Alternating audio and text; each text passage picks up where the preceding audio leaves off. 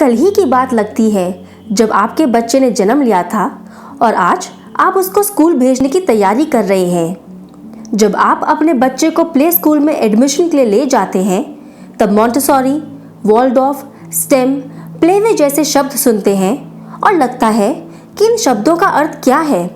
नमस्कार, मैं हूं सुप्रिया और आज हम बात करेंगे pre school programmes and curriculums.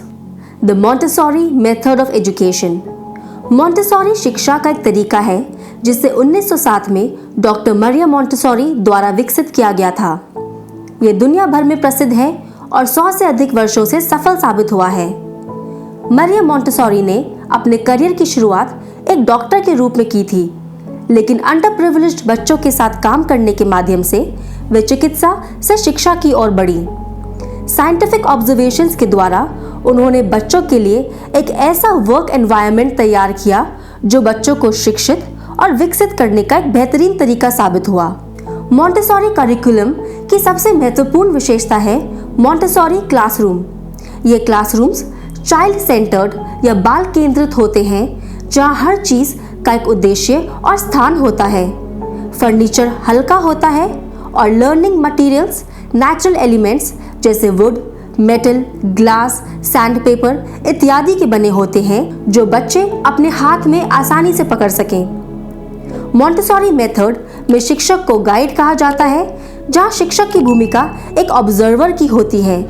मतलब जहां तक हो सके शिक्षक बच्चों के काम में हस्तक्षेप नहीं करते और बच्चों को खुद सीखने का अवसर देते हैं।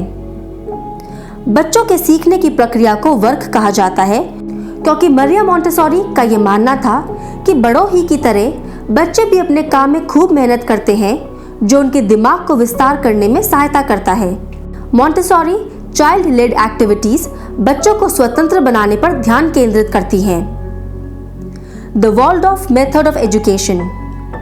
वॉल्डॉर्फ एजुकेशन रूडोल्फ स्टाइनर के एजुकेशनल फिलॉसफी पर आधारित है। स्टाइनर का पहला स्कूल 1919 में जर्मनी के स्टुटगार्ट में वॉल्डॉर्फ एस्टोरिया कंपनी के कर्मचारियों के बच्चों के लिए खोला गया था। उसके बाद उनके स्कूल वॉल्डॉर्फ स्कूल्स के रूप में जाने गए। स्टाइनर ने मल्टी सेंसरी और मल्टी डिसिप्लिनरी अप्रोच का उपयोग करते हुए अपना खुद का करिकुलम विकसित किया। मल्टी सेंसरी यानी एक से अधिक इंद्रियों का इस्तेमाल करना और मल्टी डिसिप्लिनरी मतलब अध्ययन के भिन्न विषयों से संबंधित दृष्टिकोण का उपयोग करना। अपने पाठ्यक्रम में उन्होंने poetry, music, drama, dance, handiwork and craft work पर काफी जोर दिया।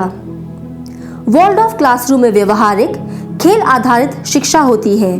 स्टोरी टेलिंग को एक टीचिंग टूल के रूप में इस्तेमाल किया जाता है और बच्चे की कल्पना दैट इज इमेजिनेशन को विकसित करने पर ध्यान केंद्रित किया जाता है।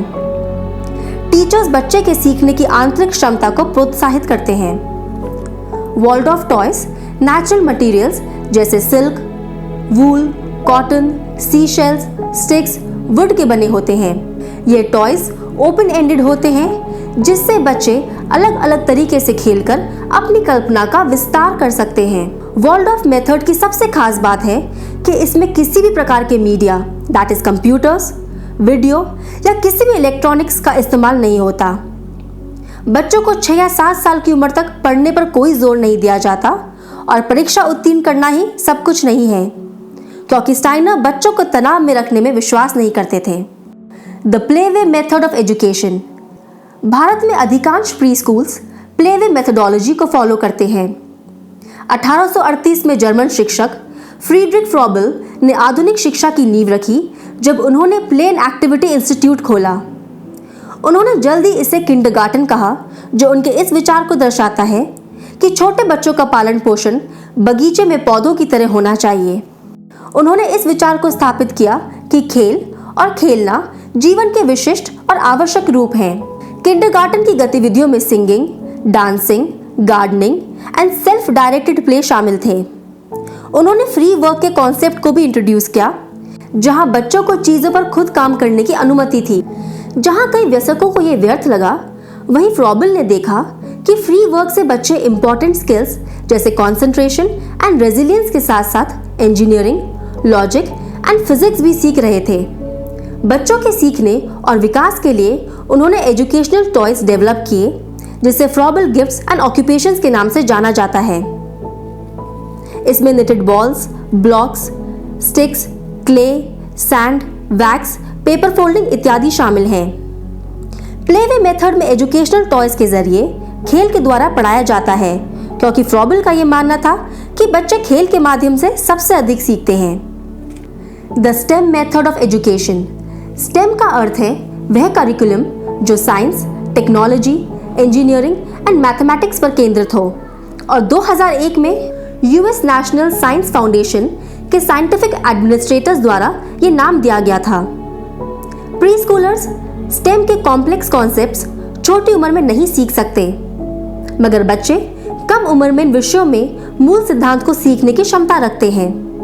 इन स्कूल्स में शिक्षक की यह भूमिका होती है कि बच्चे का हर क्वेश्चन जो उसके आसपास के एनवायरनमेंट से संबंधित होता है उसे ध्यान से सुने और उसका सही उत्तर दें, जिससे बच्चे की लॉजिकल रीजनिंग डेवलप हो। Academic method of education. Academic method का पालन करने वाले प्री स्कूल्स का फोकस बच्चों को प्राथमिक विद्यालयों में प्रवेश के लिए तैयार करना होता है।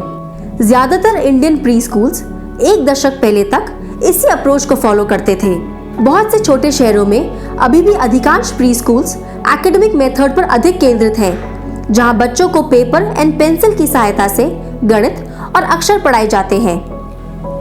भारत में अधिकांश प्री स्कूल्स हाइब्रिड मॉडल का इस्तेमाल करते हैं, जहां प्री स्कूल्स में डिफरेंट करिकुलम्स का एक ब्लेंड देखने को मिलता है। धन्यवाद।